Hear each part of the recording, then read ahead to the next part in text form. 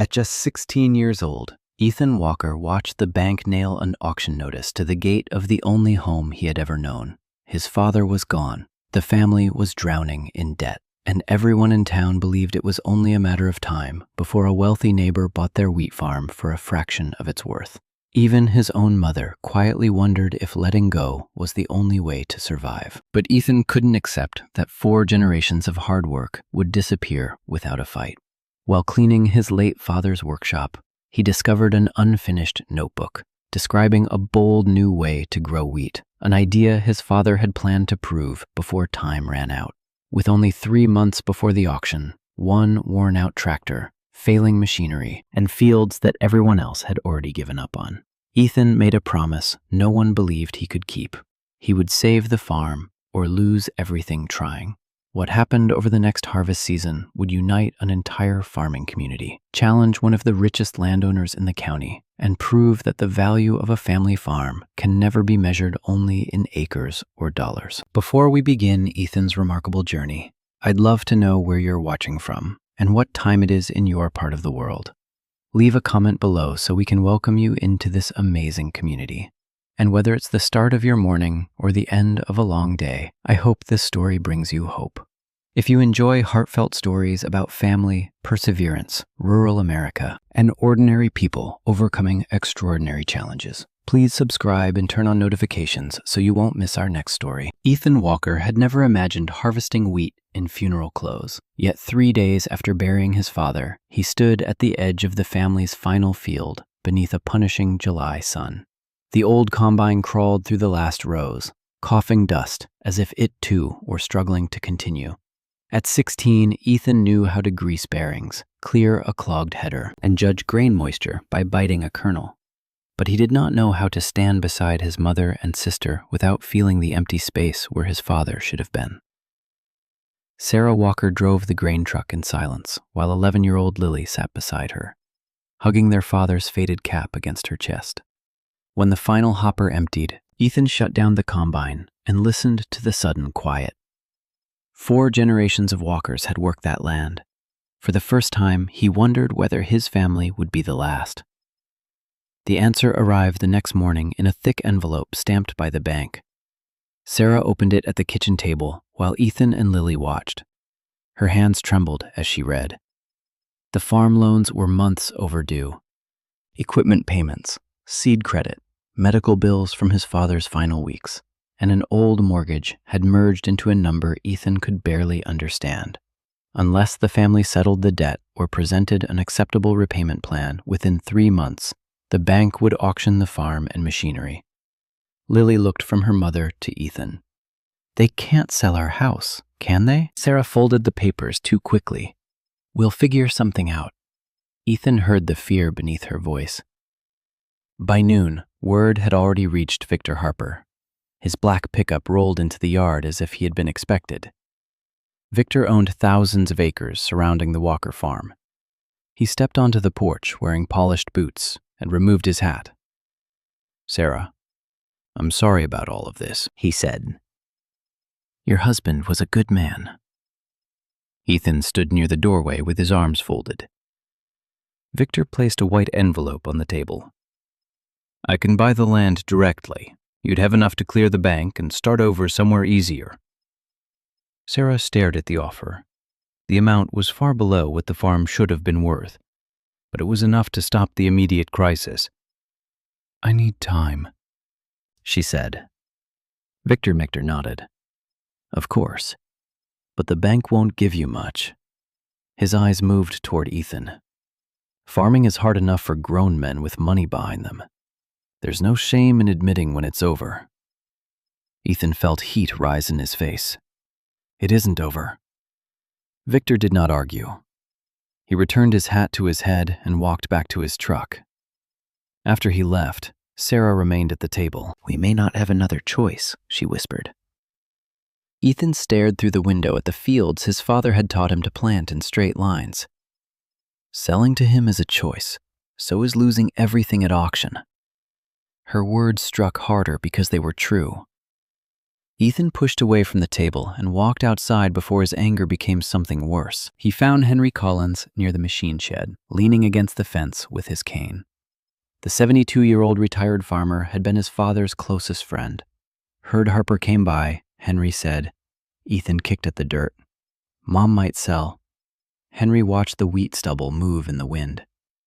Your father loved this farm, but he loved you 3 more. Remember that before you turn the land into a burden he never meant you to carry. Ethan looked at him. Then what am I supposed to do? First, learn what you actually have. Fear makes people surrender before they count their strengths. Henry nodded toward the workshop. Your father spent every winter studying seed, soil, and rainfall. He believed this place still had a future. That evening, Ethan entered the workshop for the first time since the funeral. The room still smelled of oil, dust, and the peppermint gum his father kept in the top drawer. Tools hung in careful rows. Seed catalogs covered one bench. Ethan began sorting receipts, hoping to find something useful for the bank.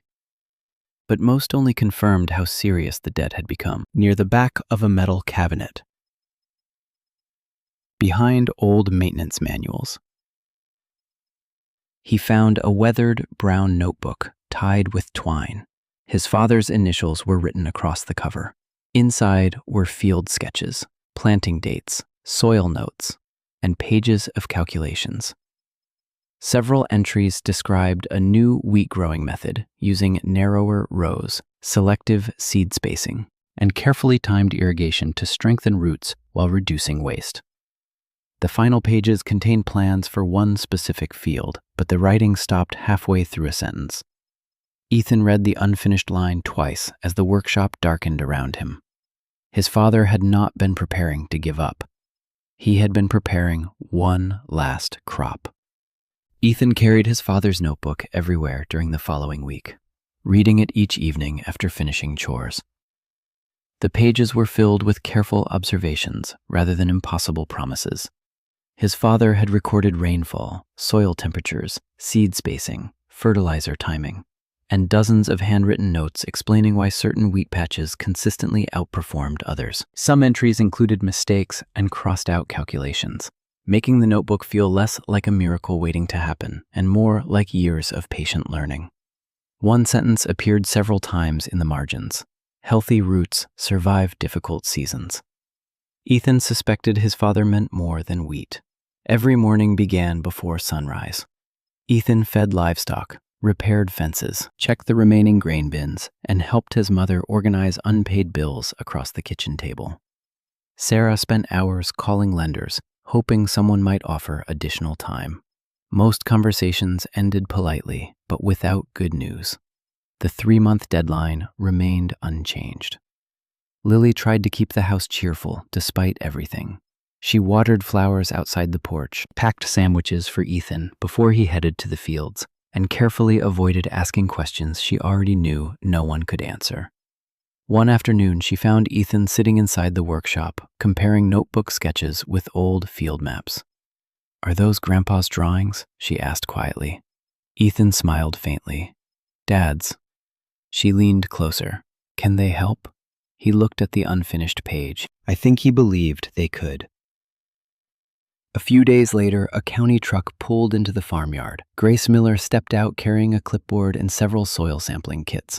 As the county agricultural extension specialist, she routinely visited local farms to inspect crop conditions, answer questions, and provide technical guidance. She introduced herself warmly before explaining that she was checking farms affected by recent weather patterns. Sarah apologized for the untidy yard, but Grace simply smiled. "I've seen farms in every condition imaginable." While Sarah handled paperwork inside, Grace walked the fields with Ethan. She noticed how carefully he described soil drainage, previous crop rotations, and the differences between sections of the farm. "You pay attention," she observed. Ethan shrugged. "My father always said the field tells you what it needs if you stop long enough to listen." Grace smiled. "That's good advice." They paused beside a patch Ethan hoped to replant using his father's notebook. Grace knelt and examined the soil before asking several questions about moisture retention and planting density. Ethan answered honestly, even when he wasn't completely certain. Rather than correcting him immediately, Grace asked why he believed each choice might work. Their conversation felt less like an inspection and more like a lesson before returning to her truck. Grace handed Ethan a brochure folded inside her clipboard. Across the front appeared a photograph of golden wheat beneath bright autumn skies. "County Harvest Contest," Ethan read aloud. Grace nodded. "Every year, local growers submit their best wheat for judging." Ethan laughed softly. "I'm 16. You're also managing a farm." She pointed toward the brochure. "The winner receives prize money, but that's not the important part." Ethan looked up. Grace continued. "First place also earns a premium supply contract with Riverview Milling Company. They pay well for consistently high-quality wheat." Ethan quickly scanned the information. The contract lasted several years if production standards were maintained. Stable income, guaranteed buyers, better prices. It sounded almost impossible. Would something like that really matter? He asked. Grace answered without hesitation. Long-term contracts change how banks view struggling farms. She looked across the Walker fields. Good wheat opens doors that ordinary harvests cannot. That evening, Ethan spread the contest brochure beside his father's notebook. The growing method described in the notebook suddenly seemed connected to something larger. His father had carefully planned one exceptional wheat crop, not simply another ordinary season. When Sarah returned from town, Ethan showed her the brochure. She read it slowly before placing it back on the table.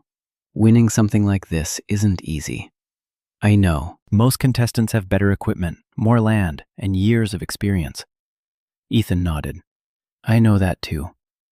Sarah reached across the table and squeezed his hand. I just don't want you building hope around something that may never happen. Ethan understood her fear. Every day since his father's death had delivered another disappointment. Hope itself had begun to feel dangerous, yet he couldn't ignore what lay before him. If we do nothing, he said quietly, the auction still happens. Sarah looked toward the dark fields outside the window. She did not answer.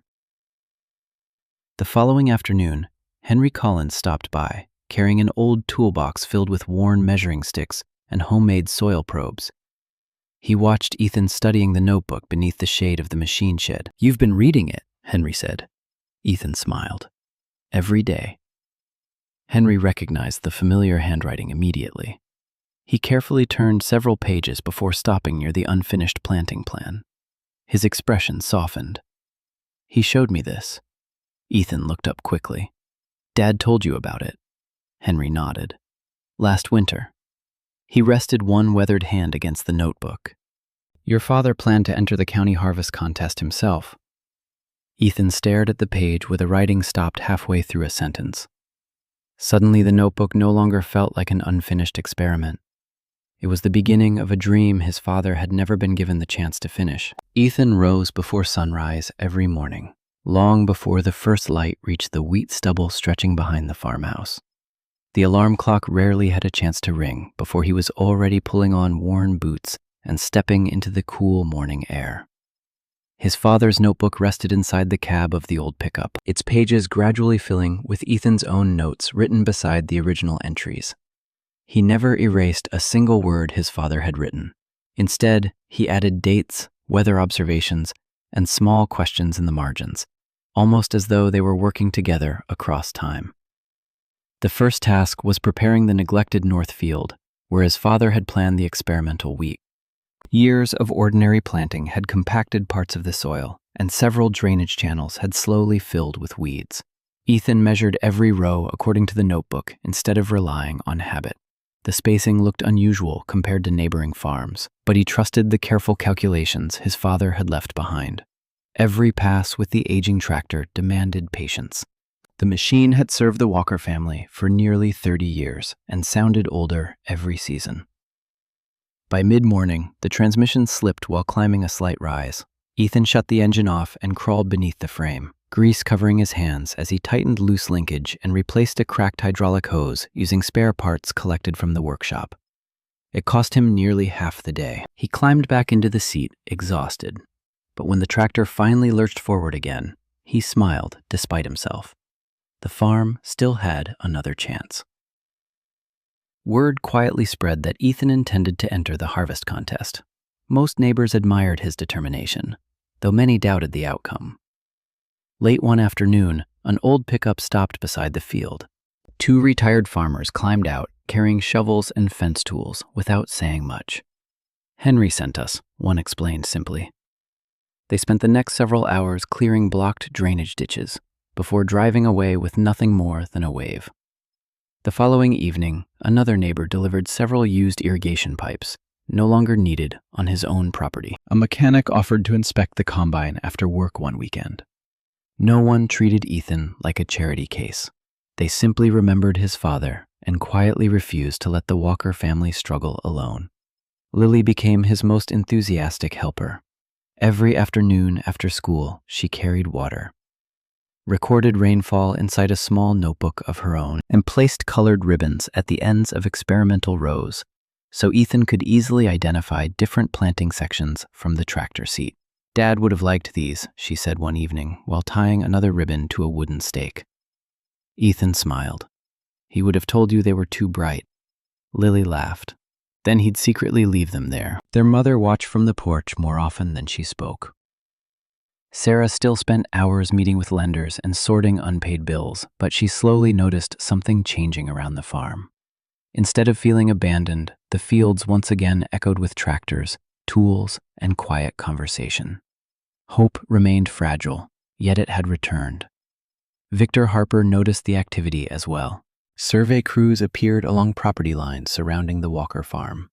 Within days, Victor purchased another neighboring parcel, expanding his already enormous operation. New fencing and fresh equipment surrounded the Walker acreage on 3 sides, making Ethan's modest fields appear even smaller. One afternoon, Victor stopped his truck beside the road where Ethan was repairing a cultivator. "Looks like you've been busy," Victor observed politely. Ethan nodded without stopping his work. Trying to be, Victor glanced toward the carefully measured planting rows. "Interesting layout." "It's my father's design." Victor looked across the field once more before climbing back into his truck. "I hope it works out." His voice remained calm, but Ethan understood the unspoken meaning.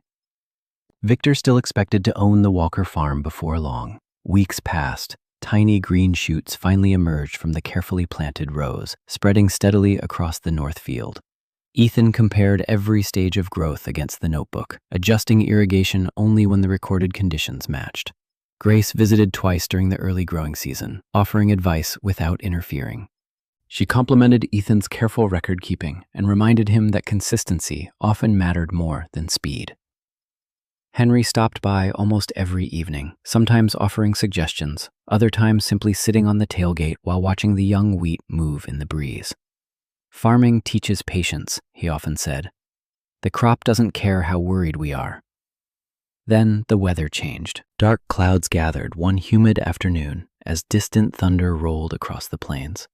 Local forecasts warned of severe storms with damaging hail and powerful winds.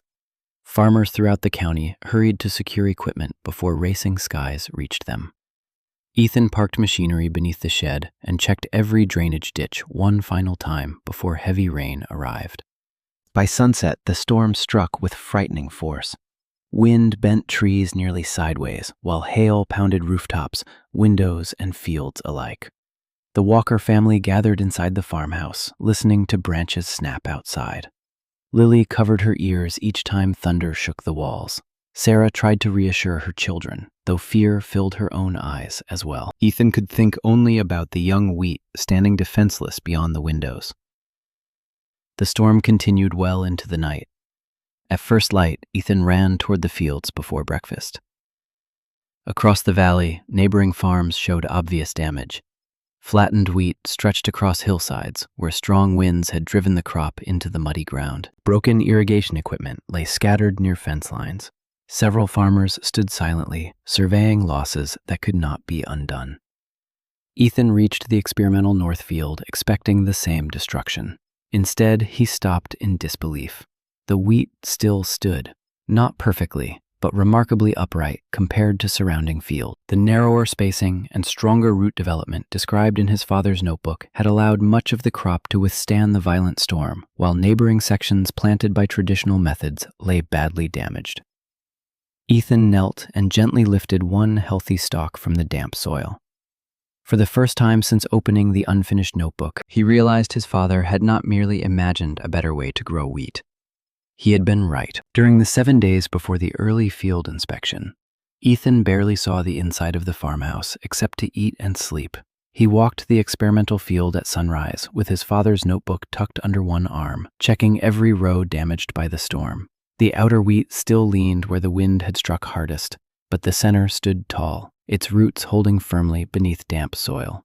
Ethan recorded leaf color, stem strength, moisture, and signs of disease beside his father's original calculations. He resisted the temptation to hide the weaker sections. Grace had warned him that experienced judges would notice any attempt to make the field appear better than it was. What mattered was whether he understood the problems and could explain how he had responded. Grace arrived with soil testing tools and sampled several locations across the north field. Near the lowest corner, she found pale leaves caused by nutrients washed deeper into the soil during the storm. Ethan opened his father's notebook to a plan involving compost and shallow cultivation. He expected heavy spring rain. Ethan explained, but not a storm like this. Grace studied the figures. The method is sound, but your soil is wetter than his test conditions. Use less compost and loosen only the surface. If you disturb the roots now, the cure will be worse than the problem. Ethan revised the amount in the margin. Each adjustment felt strange at first. He worried that changing his father's plan meant doubting him. Gradually, he understood that the notebook had never been meant to replace judgment. His father had left behind a way of thinking, not a list of commands. Henry arrived that afternoon, pulling a small trailer filled with aged compost. He showed Ethan how to work between the rows without crushing the young roots. His movements were slow but precise, shaped by decades of farming. "Your father loved new ideas," Henry said, as they spread a thin layer across the weakened ground.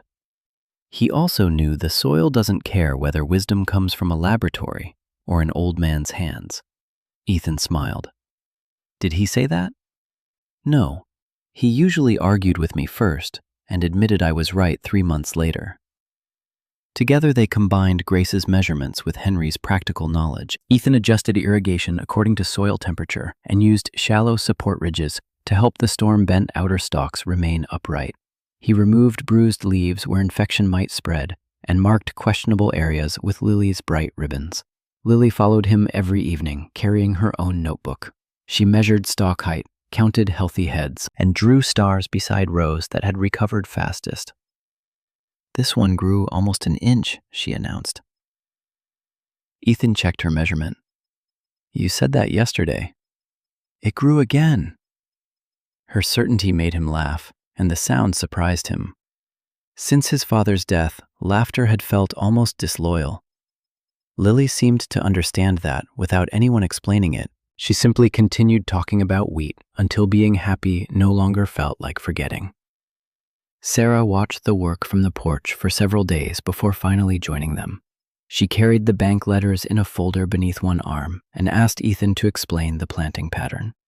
He showed her how narrow rows protected moisture, how stronger root systems had held the soil during the storm, and how carefully timed irrigation reduced waste.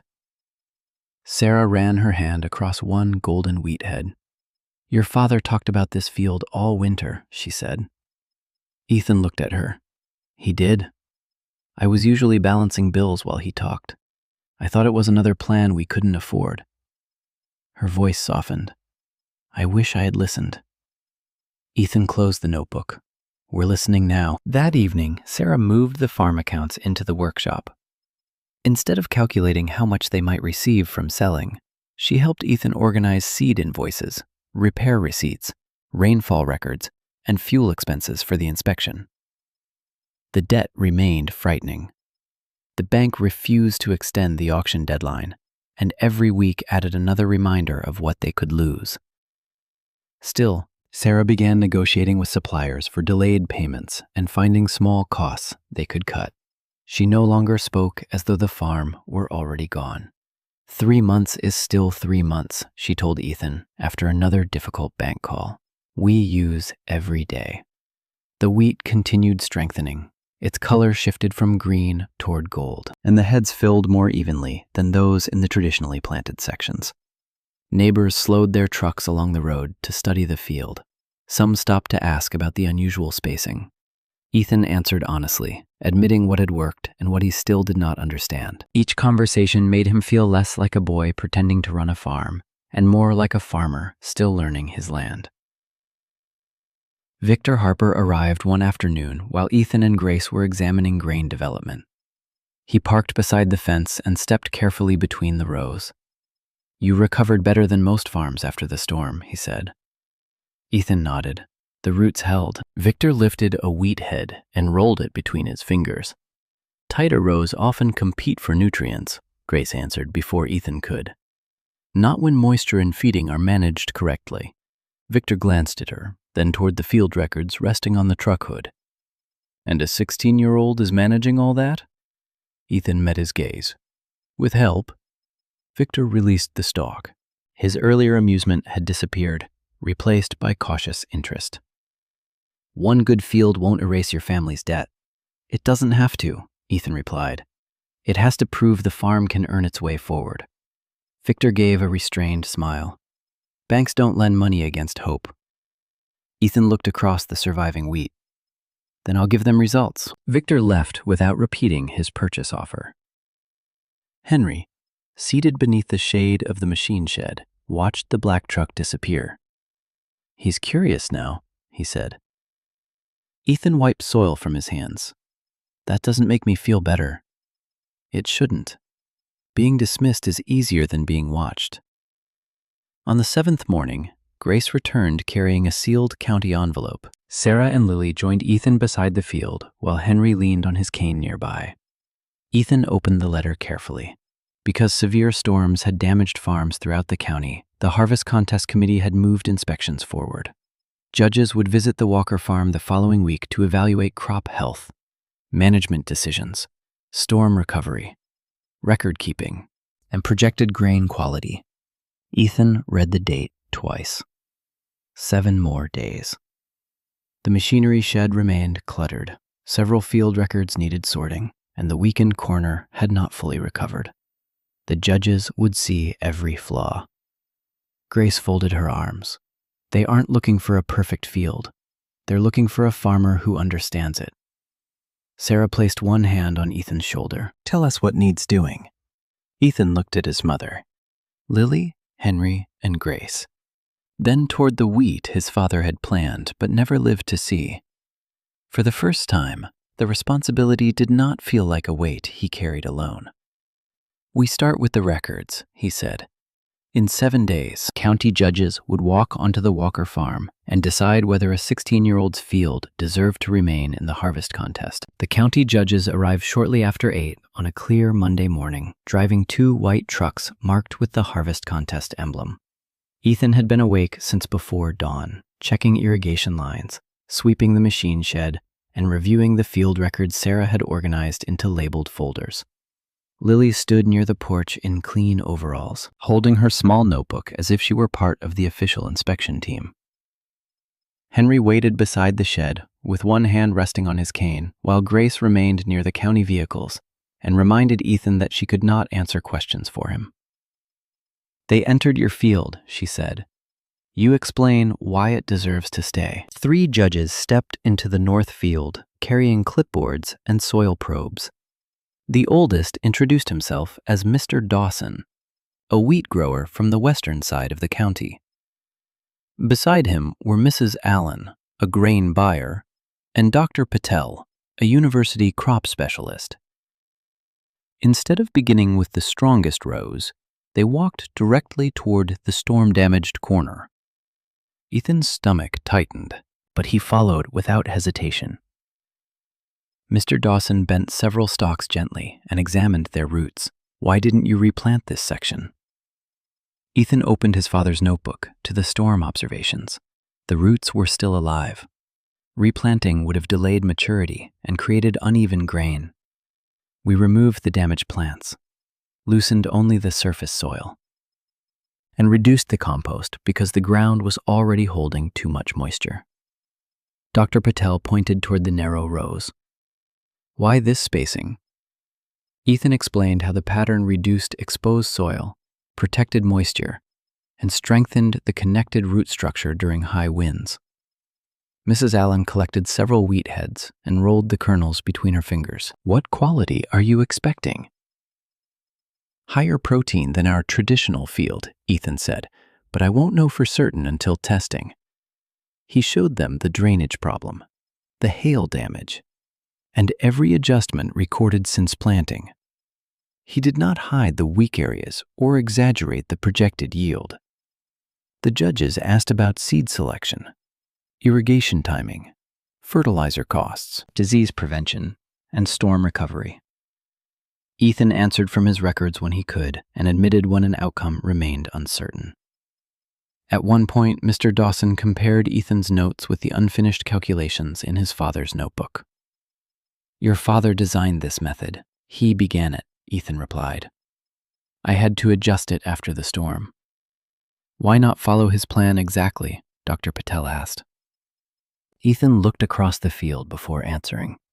Because he wrote it for conditions he expected. He taught me to watch the land, not worship the page. Henry lowered his head, hiding a proud smile.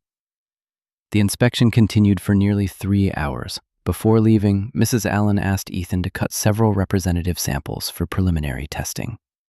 He selected heads from strong, average, and damaged rows rather than choosing only the best. Mr. Dawson noticed, most contestants bring us their prettiest wheat. Ethan tied the samples together.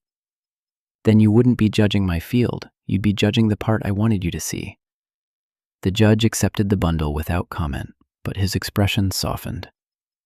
After the trucks disappeared down the road, Ethan finally released the breath he felt he had been holding all morning. Did I do all right? He asked Grace. You answered like a farmer, she said. Now the crop has to answer for itself. That afternoon, while Ethan and Henry prepared the combine for harvest, Victor Harper returned. He did not stop at the field this time. He drove directly to the farmhouse, where Sarah was sorting another stack of bank notices at the kitchen table. Ethan noticed the black truck, but remained near the shed until Victor left 20 minutes later. When he entered the house, Sarah stood by the sink, holding a new envelope. He increased his offer, she said. Ethan looked at the amount. It was enough to clear the overdue debt and leave the family with money to start elsewhere. What did you tell him? That I needed to speak with you. Ethan felt anger rising, but Sarah's exhausted expression stopped him. The bank called again, she continued. They want proof of funds before the auction date. They don't care how promising the crop looks. The inspection went well. A good inspection isn't money. Ethan looked toward the field outside the window. Neither is Victor's promise until we sign away everything. Sarah folded the offer. He said it expires before harvest. Of course it does. He doesn't want us to know what the wheat is worth.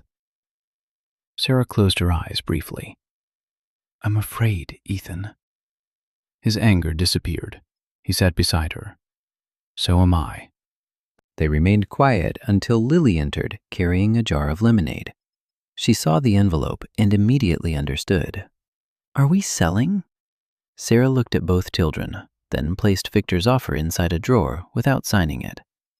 Not today. The bank reminders continued arriving every few days. One notice listed the machinery separately, including the old tractor, grain truck, and combine. Ethan read each description as though the bank had already divided his father's life into auction lots. He responded by working longer hours. Harvest approached quickly, and every machine needed preparation. Henry helped him replace worn belts, clean the grain auger, and inspect the combine's cutting system. The equipment had not received a full overhaul in years because the family could never spare the money. They reused parts whenever possible and borrowed tools from neighbors. During a test run, the grain truck's starter failed. Before Ethan could worry about the cost, two farmers who had helped clear the drainage ditches arrived with a rebuilt starter and refused payment. The next evening, a mechanic from town replaced a cracked bearing on the auger after finishing his regular shift. Another neighbor brought fuel on credit. No one offered speeches. They simply showed up, worked, and left behind one less problem. Sarah prepared food for everyone and began keeping a list of every person who helped, promising herself the family would repay them someday. Lily cleaned tools and labeled replacement parts. Even Grace stopped by after work to review moisture readings, though she warned Ethan not to harvest too early simply because the auction deadline frightened him. "Wheat doesn't care about bank calendars," she said. "Cut it before it's ready and you lose the quality you fought for." Ethan knew she was right, but each day of waiting felt dangerous.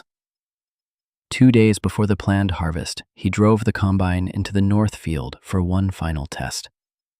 The engine started roughly, then steadied. He lowered the header and moved through a short outer row while Henry watched from the gate. For 20 yards, everything worked. Then a violent grinding noise rose beneath the cab. The header jerked, the steering wheel shuddered, and dark smoke curled from the side panel. Ethan shut down the engine and climbed out. A trail of leaking hydraulic fluid marked the wheat behind him. Henry crouched beside the damaged assembly, examined the twisted drive housing, and slowly removed his cap. "Can we repair it?" Ethan asked. Henry looked toward the golden field, then back at the silent machine. "Not with what we have, 2 days before harvest." The Walker family's combine had failed. Ethan stood beside the silent combine while hydraulic fluid darkened the soil beneath it. The golden wheat stretched across the north field, ready at last, but the machine meant to harvest it looked beyond saving. Henry remained crouched beside the twisted drive housing, turning one damaged piece in his hands. "We'll need a replacement assembly," he said. "There isn't one in the workshop." Ethan looked toward the sky. Thin clouds were already gathering in the west, and Grace had warned that rain could arrive within 3 days. "Can we order it not fast enough?" Sarah joined them near the field edge, followed by Lily, who carried the tool bag with both hands. Ethan expected his mother to mention Victor's offer or the bank deadline. Instead, she looked at the broken machine and asked, "What can we do tonight?" Henry slowly stood. "Take it apart, see whether anything can be rebuilt." They pulled the combine into the machine shed using the old tractor and worked beneath hanging lights long after sunset. Ethan removed bolts while Henry studied the damaged gears. Sarah cleaned parts and searched through old repair manuals. Lily labeled every piece with strips of masking tape so nothing would be misplaced. Near midnight, Henry found that the main housing had cracked, but not completely shattered. A skilled welder might reinforce it, though no one could guarantee it would survive an entire harvest. Ethan called the mechanic who had helped earlier. The man arrived before 1 a.m, carrying welding equipment in the back of his truck. 2 neighboring farmers followed after hearing what happened. No one asked whether Ethan could pay. They simply entered the shed, rolled up their sleeves, and began working. The damaged assembly came apart piece by piece. One farmer drove home and returned with a gear from an older machine that almost matched. Henry and the mechanic measured both twice before grinding the replacement carefully. Ethan stayed beside them, handing tools and learning every step. Exhaustion settled into his shoulders, but he refused to leave. This was his crop, his father's method, and his family's last chance. Shortly before dawn, the welder reinforced the cracked housing. The repair looked rough but solid. Henry rotated the rebuilt mechanism by hand. "It may hold," he said. Ethan heard the uncertainty. "And if it doesn't, then we stop and repair it again." They reassembled the combine as the first light appeared beyond the shed doors. Sarah carried coffee and sandwiches outside. Ethan had been awake for nearly 24 hours, but the wheat could not wait. Grace arrived shortly after sunrise with a moisture tester. She sampled grain from several rows and looked toward the clouds. "It's ready," she said, "and rain is moving faster than expected." Ethan climbed into the combine. The engine coughed twice before starting. Everyone stood clear as he lowered the header and entered the north field. For the first 100 yards, he listened to every vibration, expecting another violent grinding sound. The repaired mechanism held. Wheat disappeared beneath the header, while clean grain poured into the hopper. Ethan glanced toward Henry, who raised one hand from the field edge. The harvest had begun. By midday, more neighbors arrived with trucks, wagons, and an additional combine borrowed from a farm 10 miles away. Some had their own storm-damaged fields waiting, yet they came anyway. Sarah organized loads and recorded weights. Lily carried water between workers and marked completed sections on her field map. Grace tested grain quality as each wagon filled. The results remained strong. Protein levels exceeded those of the traditional field, and moisture stayed within the contest requirements. Ethan barely allowed himself to feel hopeful. He kept driving, row after row, watching the sky darken. Late that afternoon, Henry insisted on climbing onto a wagon to help clear a jammed tarp. Ethan told him to stay down, but the old farmer waved him away. "I've worked harvest longer than you've been alive." Minutes later, Lily shouted from beside the truck. Henry had collapsed near the rear wheel. Ethan shut down the combine and ran across the field. Henry lay on the ground, pale and breathing heavily. Sarah knelt beside him while Grace checked his pulse. "He's exhausted," she said. "We need to cool him down." For several terrible minutes, Ethan feared the farm would take another man he loved. Henry slowly opened his eyes and tried to sit up. "The wheat," he murmured. "Forget the wheat," Ethan said. "You're done for today." Henry attempted to argue, but Sarah and Grace refused to let him stand. A neighbor drove him to the farmhouse, where he rested beneath a fan with cold towels across his neck. Grace stayed long enough to confirm his breathing had steadied before returning to the field. Ethan climbed back into the combine with shaking hands. The incident changed the mood of the harvest. Everyone worked more carefully, taking turns and watching one another. The community had come to save the crop. But Ethan understood that no field was worth another funeral. By evening, the first drops of rain struck the cab window. Only the far western section remained. 2 combines moved side by side while trucks hauled grain toward the bins. Wind swept across the field, bending the remaining wheat. Rain thickened into a steady shower just as Ethan cut the final row. The last grain spilled into the hopper seconds before the ground became too wet to continue. He stopped the combine at the field edge and rested his forehead against the steering wheel. Outside, neighbors cheered despite the rain. Sarah hugged Lily near the truck. Grace raised the final sample bag above her head. Even Henry appeared at the farmhouse window, weak but smiling. They had finished in time. The next morning, Ethan and Grace prepared the contest samples inside the workshop. They selected representative grain from multiple loads, sealed each bag, and completed the required forms. Ethan wrote his father's name in the section asking who developed the original growing method, then added his own as the farmer who completed the trial. Grace drove the samples to the county office before noon. For the first time in weeks, there was nothing more Ethan could do to influence the contest. That afternoon, a bank employee arrived carrying a hammer, nails, and several printed sheets. Ethan watched from the porch as the man approached the farm gate. Sarah stepped outside beside him. Without ceremony, the employee nailed the official auction notices to the wooden posts. The papers announced the date, listed the acreage and equipment, and invited bidders to inspect the property. Victor Harper's fields stretched beyond the road, waiting. Ethan walked to the gate after the employee left. Rainwater still clung to the wheat stubble behind him. He read the notice slowly, then looked toward the empty road where the contest samples had already disappeared into the hands of judges. The harvest was finished, but the fight for the farm had entered its final days. For 3 days after the auction notices appeared on the farm gate, Ethan avoided looking at them whenever he crossed the yard. The bright paper seemed impossible to ignore, yet reading the same words again changed nothing. The bank had listed the wheat fields, farmhouse, machine shed, grain bins, tractor, grain truck, and repaired combine as separate assets. Everything his family had built across 4 generations had been reduced to descriptions for potential buyers. Strangers began slowing along the county road, studying the property from their vehicles. Some were curious. Others clearly imagined what the land might become after the auction. Victor Harper's black pickup passed at least twice each day, never stopping, but Ethan always noticed it. The harvest had been completed, the contest samples had been submitted, and there was no more work he could do to improve the grain already being judged. Waiting felt harder than planting, repairing, or harvesting, because it demanded patience without offering control.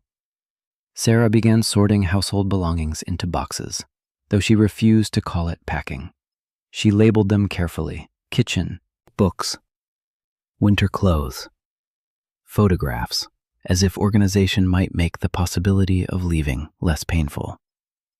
Ethan found her one evening wrapping his father's coffee mug in newspaper. "You think we're going to lose," he said. Sarah stopped folding the paper. "I think we need to be ready for either outcome." "That sounds like giving up." "No, giving up would be signing Victor's offer without waiting." She looked toward the auction notice visible through the kitchen window. "Preparing is how I keep Lily from watching strangers carry our life out piece by piece." Ethan immediately regretted his accusation. He sat across from her and helped wrap the remaining dishes. Neither spoke for several minutes. Since his father's death, Ethan had measured courage by action. He was beginning to understand that his mother's courage looked different. She stayed calm enough to protect her children while facing an outcome she could not control. Lily refused to let the house become entirely solemn. She made a paper sign reading, "Walker Farm is not finished," and taped it above the kitchen doorway. When Sarah asked whether the tape would damage the paint, Lily replied, "The bank listed the paint too, so they can fix it." Even Sarah laughed.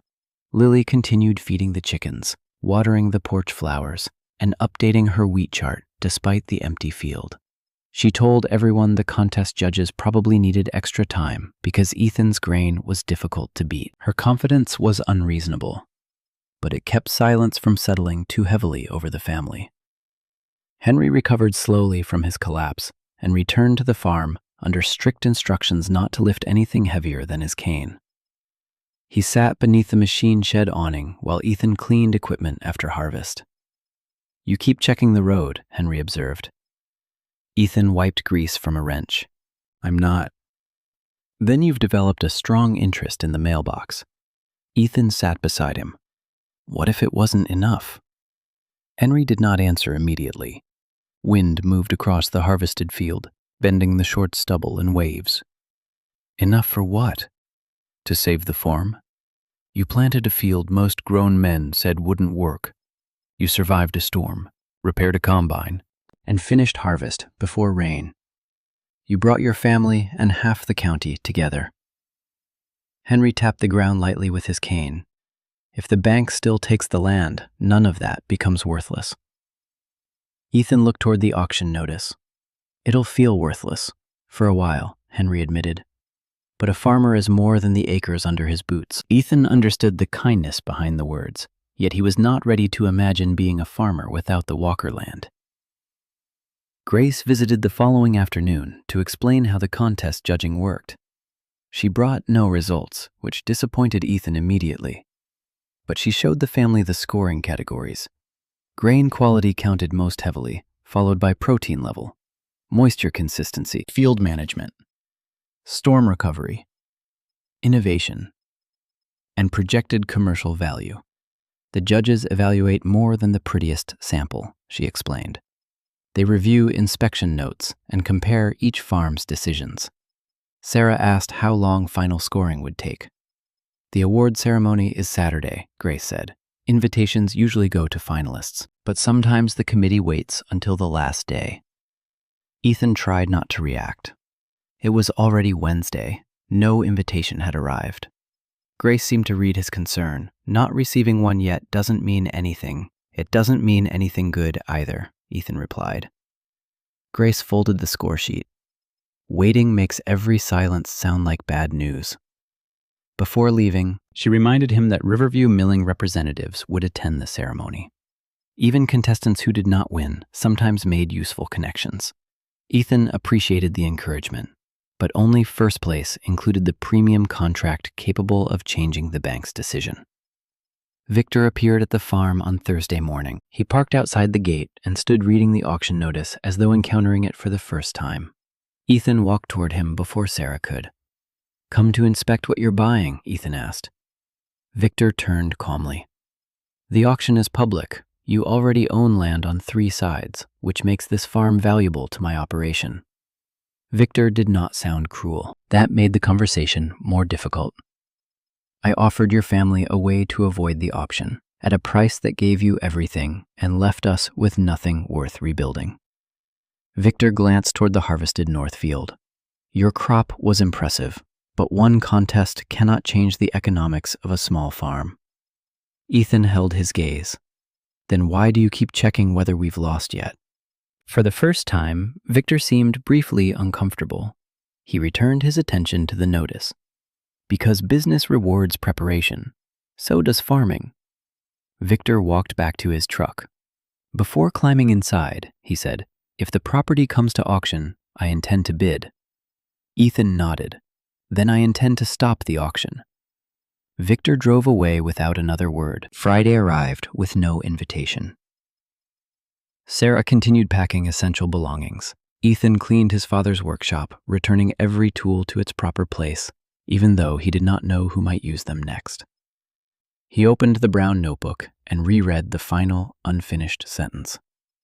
His father's handwriting stopped abruptly after the words, "If the roots hold through the first hard season." Ethan had spent weeks trying to imagine how the sentence might have ended. Perhaps his father intended to write that the crop would produce better grain. Perhaps he meant the farm would survive.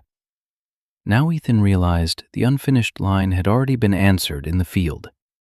The roots had held. Whether the family did the same remained uncertain. That evening, they ate supper quietly. Lily insisted on leaving an empty place at the table for good news. Sarah did not correct her.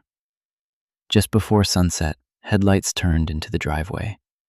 Ethan rose so quickly his chair scraped the floor. A county vehicle stopped beside the porch. Grace stepped out holding a cream-colored envelope bearing the Harvest Contest emblem. She smiled but revealed nothing as Ethan met her at the steps. "This came through the extension office," she said. His hands shook slightly as he opened it. Inside was a formal invitation addressed to Ethan Walker and family, requesting their attendance at the County Harvest Awards ceremony the following afternoon. No placement was listed. No result appeared anywhere on the page. Lily bounced beside him. "They wouldn't invite us if we lost." Grace smiled carefully. "They invite finalists." Ethan read the final line twice. His experimental wheat had survived the first judgment. Tomorrow, in a hall filled with experienced farmers, he would learn whether it had done enough to save the Walker farm. The county fairgrounds looked different to Ethan than they had when he was younger. He remembered coming with his father for livestock shows, pie contests, and summer rides. But now the exhibition hall felt more like a place where futures were decided. Long tables held polished jars of wheat. County banners hung from the rafters, and farmers in clean shirts stood in small groups discussing yields, moisture levels, and storm losses. Ethan entered beside Sarah, Lily, Henry, and Grace, carrying the cream-colored finalist invitation in his jacket pocket, even though the volunteers had already checked his name at the door. At 16, he was easily the youngest competitor in the room. Most of the other finalists had been farming longer than he had been alive. Several glanced toward him with curiosity, though no one openly questioned whether he belonged. Lily squeezed his hand as they passed the display tables. "Your wheat looks better than theirs," she whispered. Ethan looked at the rows of carefully labeled samples. "You can't tell that from a jar." "I can." Henry, walking slowly with his cane, smiled. Best not argue with a girl who measured every stalk. The contest entries were identified only by numbers. Ethan immediately recognized his own sample from the shape of the handwritten tag Grace had helped him attach before submission. The kernels looked clean, full, and evenly colored. Though several other entries appeared just as strong, he reminded himself that the judges had evaluated far more than appearance. Protein, moisture consistency, field management, storm recovery, and innovation all counted toward the final score. The result had already been decided. Nothing he said or did that morning could change it. That knowledge should have calmed him, but it only made him feel more powerless. Throughout the morning, local farmers, milling representatives, and equipment dealers moved between the displays. A few experienced growers stopped Ethan to ask about the narrow row planting method mentioned in the finalist notes. Ethan explained that his father had designed the original plan and that he had adjusted it after the storm based on Grace's testing and Henry's advice. One older farmer asked why he had chosen not to replant the damaged corner. The roots were still alive, Ethan said. Starting over would have created uneven maturity and probably lowered the final quality. The man nodded. Knowing when not to interfere is harder than most people think. Another farmer asked whether the method could work on larger acreage. Ethan admitted he did not know yet. We only proved it on one field. The honesty seemed to impress them more than confidence would have. Sarah watched from several steps away, her expression softening each time someone treated Ethan as a fellow farmer rather than a grieving boy. Only weeks earlier, she had feared he was carrying responsibility too heavy for his age. Now she saw that he had learned to share it. He spoke openly about Grace's technical help, Henry's experience, the neighbors who repaired the combine, and Lily's field records. He never pretended the crop belonged to him alone. Near the center of the hall, Riverview Milling Company had set up a display explaining its premium supply program. The long-term contract included guaranteed purchase volumes, quality bonuses, and stable pricing across several seasons. Ethan read every line carefully. The prize money from the contest would help with the overdue payments, but the contract represented something greater. It could prove to the bank that the Walker farm had dependable future income. Sarah stood beside him. "That's the part your father wanted, isn't it?" she asked. Ethan nodded. He knew one harvest wouldn't fix everything. Sarah looked toward the company representatives speaking with other farmers. Then, no matter what happens today, he was thinking beyond one season. Shortly before lunch, finalists were called into the auditorium. Rows of folding chairs faced a simple wooden stage, decorated with wheat sheaves and county flags. Representatives from Riverview Milling sat near the front with members of the judging committee. Grace directed the Walker family toward reserved seats, then took a place with the extension staff along the side wall. Victor Harper sat several rows across the aisle, among large landowners and regional growers. He wore the same calm expression he had carried during every visit to the farm. When he noticed Ethan, he offered a courteous nod. Ethan returned it reluctantly. Victor's presence reminded him that the auction notice still hung on the farm gate, and that winning respect would not necessarily save the land. The ceremony began with a speech about the season's severe weather. The master of ceremonies praised farmers who had adapted after hail, flooding, and wind damage. Ethan thought of the storm striking the farmhouse, Lily covering her ears, and the experimental wheat standing at sunrise, while neighboring fields lay flattened. He thought of the combine failing 2 days before harvest, and Henry collapsing beside the grain truck. Every hardship now seemed compressed into a few sentences spoken from a stage. Recognition certificates were presented first. Ethan's name was called among the finalists. He walked forward through polite applause and accepted a framed certificate from Mr. Dawson, one of the judges who had inspected the Walker field. "You answered honestly," Mr. Dawson said quietly as they shook hands. "That matters." Ethan returned to his seat and handed the certificate to Lily, who held it as carefully as if it were already the championship award. Third place went to a respected grower from the Western County. The audience applauded while the farmer thanked his family and workers. Ethan's pulse quickened. He had not expected the waiting to feel physically painful, but every beat seemed to strike against his ribs. Henry leaned closer. "Breathe before you fall over and make this ceremony about something else." Ethan almost laughed. Second place was announced several minutes later. Another experienced producer walked to the stage while photographers gathered near the stairs. Ethan remained seated. Lily gripped Sarah's arm. Sarah placed one hand over Ethan's, holding it firmly. Across the aisle, Victor sat straighter, his expression unreadable. Only first place remained. The master of ceremonies returned to the microphone, carrying a sealed envelope. The room slowly quieted until Ethan could hear paper shifting somewhere behind him. This year's county harvest champion demonstrated exceptional grain quality, strong protein levels, remarkable consistency, and disciplined field management under severe weather conditions, the announcer said. The judges also recognized an innovative growing method that combined careful research, traditional soil knowledge, and practical adaptation. Ethan lowered his eyes.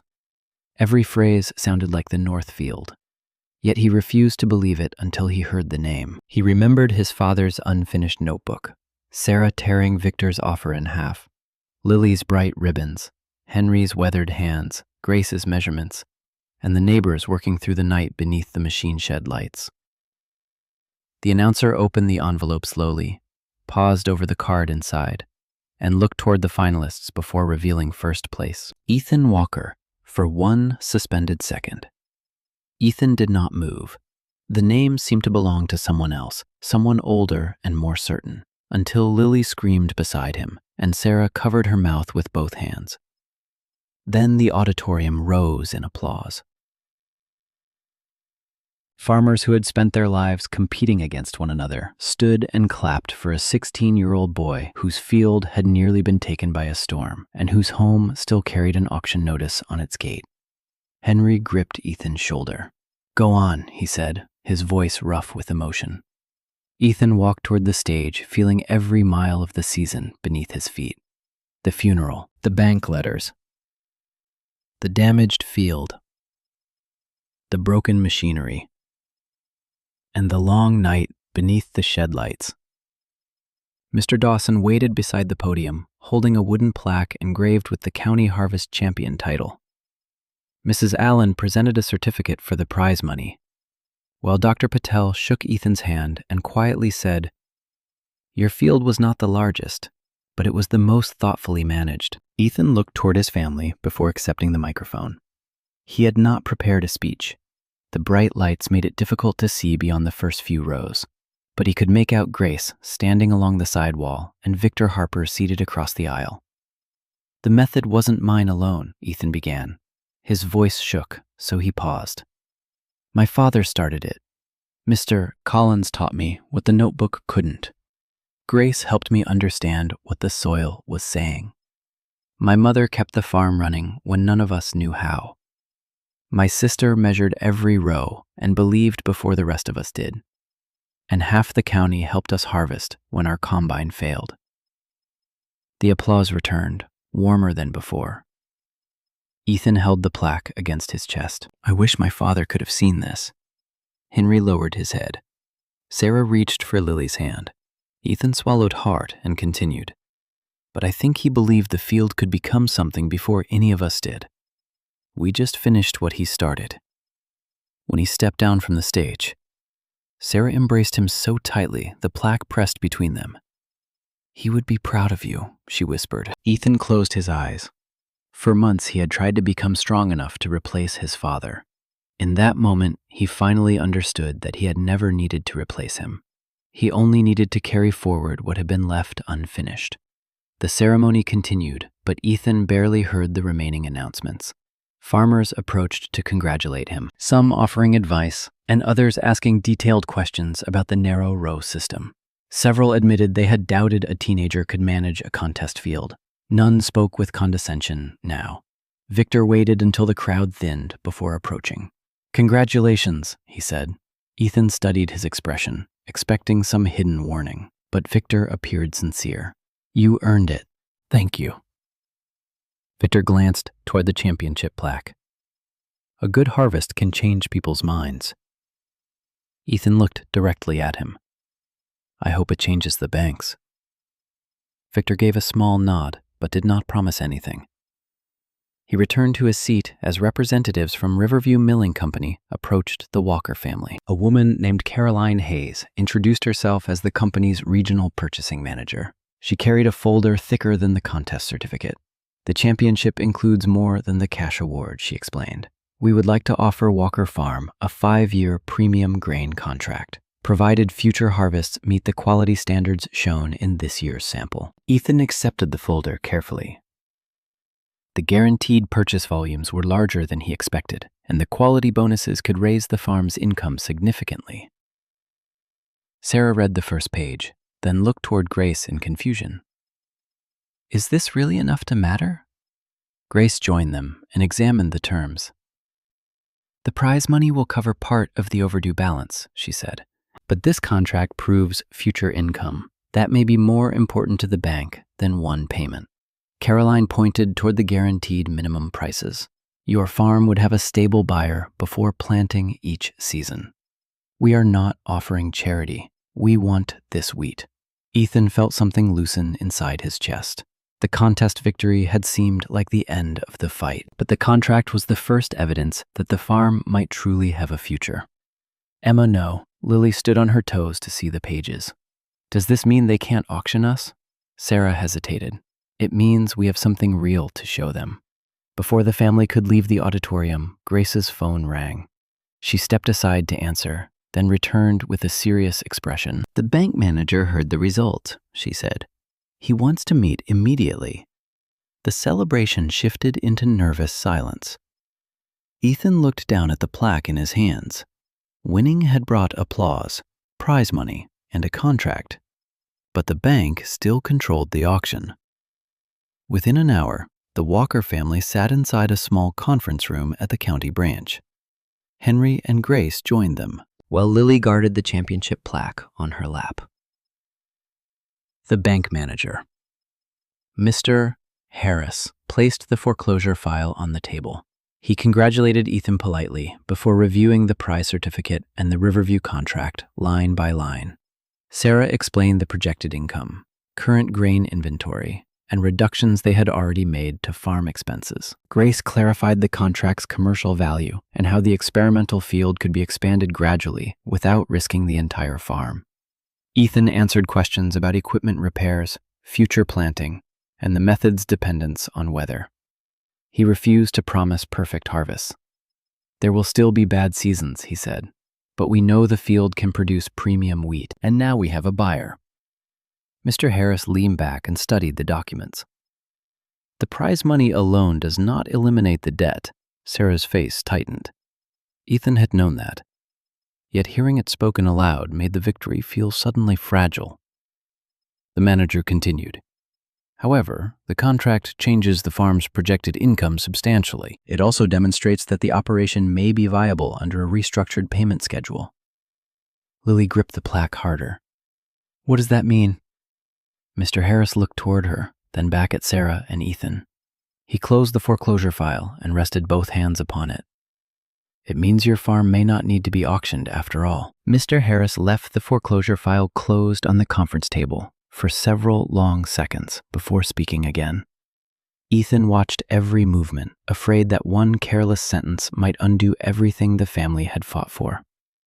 The bank manager looked from the championship plaque resting on Lily's lap to the Riverview milling contract lying beside Sarah's neatly organized financial records. The prize money alone does not solve your debt, he said, but this contract changes the financial outlook of the farm. Sarah leaned forward without interrupting. Mr. Harris continued, the bank is prepared to suspend the auction and replace the current foreclosure process with a restructured payment agreement, provided the Walker family accepts the contract and follows the revised repayment schedule. Ethan barely understood the next words because relief arrived all at once. The auction would not happen. Their home would not be sold in a public bidding room. The machinery, grain bins, and wheat fields would remain theirs as long as they honored the new agreement. Sarah covered her face with trembling hands before quietly thanking the manager. Lily burst into tears and laughed at the same time, still clutching the championship plaque. Henry removed his cap and looked toward the floor, his eyes glistening. Grace smiled without saying anything. She understood that this victory belonged to the family, not to her. Mr. Harris slid a folder across the table. Take these documents home. Read every page carefully before signing tomorrow. This is not charity. It's a business decision based on evidence that your farm has a sustainable future. Ethan nodded. We understand. Your records were one of the reasons. The manager added. Very few operations your size maintain documentation that thorough. Ethan smiled faintly. My father started it, and you continued it. Those words stayed with Ethan long after the meeting ended. Outside the bank, the afternoon sun seemed warmer than it had that morning. Reporters from the local newspaper took a photograph of Ethan holding the championship plaque beside Sarah, Lily, Henry, and Grace. Someone asked him how it felt to win the harvest contest. Ethan looked toward his family before answering. Winning the contest matters, he said. Keeping our farm matters more. The following morning, the Walkers returned to the bank and signed the restructuring agreement. Sarah read every page twice before adding her signature. Ethan signed where the documents required him, as the future operating partner of the farm. When the final paper was complete, Mr. Harris shook both their hands. Good luck, he said. We'll be expecting another strong harvest. Before driving home, the family stopped at the county extension office. Grace congratulated them once more and handed Ethan copies of the soil reports and contest evaluations. The judges had praised not only the wheat itself, but also the thoughtful management decisions after the storm. One comment stood out more than any other. Excellent adaptation under changing conditions. Ethan folded the report carefully inside his father's notebook. That evening, the family returned to the farm just before sunset. The auction notices still hung on the wooden gate where the bank employee had nailed them days earlier. Sarah walked to the first post, carrying a hammer. She pulled each nail free while Ethan removed the weathered papers, one at a time. Lily gathered the torn notices into a small pile. Can we burn them? She asked hopefully. Sarah laughed. I think recycling is enough. Henry rested both hands on his cane and looked across the harvested field. That view looks different already. Nothing changed out there, Ethan replied. Henry smiled. Sometimes the people looking at the field are what changed. Later that evening, Ethan entered the workshop alone. Everything remained almost exactly as his father had left it months earlier. The repaired tools hung neatly above the bench. The old seed catalog still occupied one corner. He untied the worn brown notebook and slowly turned to the final unfinished page. The sentence still ended halfway across the paper. If the roots hold through the first hard season. Ethan picked up a pencil and stared at the blank space beneath his father's handwriting. For a long moment, he considered finishing the sentence himself. Instead, he closed the notebook without adding a single word. It did not need another ending. The fields outside had already completed it. The next weeks were filled with ordinary work rather than dramatic victories. Equipment was serviced properly instead of patched together in desperation. Sarah balanced the new budget and made the first payment under the restructured loan. Lily continued measuring experimental plots because she insisted the bright ribbons had become official farm equipment. Henry visited often, though he now spent more time teaching than lifting anything heavier than a coffee cup. Grace stopped by regularly to help Ethan plan the following season, reminding him that repeating success required discipline rather than excitement. One crisp autumn morning, a Riverview milling truck loaded the first shipment under the new contract. As the trailer pulled away, Ethan realized the grain leaving the farm represented something his father had hoped for, long before anyone else believed it possible. It was no longer simply wheat. It was proof that careful work, honest records, patient learning, and a community willing to stand together could carry a struggling family through its hardest season. Before winter arrived, Ethan and Sarah walked the north field together. The stubble from the championship crop still covered the ground, protecting the soil for next spring. Sarah slipped her arm through Ethan's. Your father would probably be talking about next year's experiment already. Ethan laughed softly. He definitely would. What about you?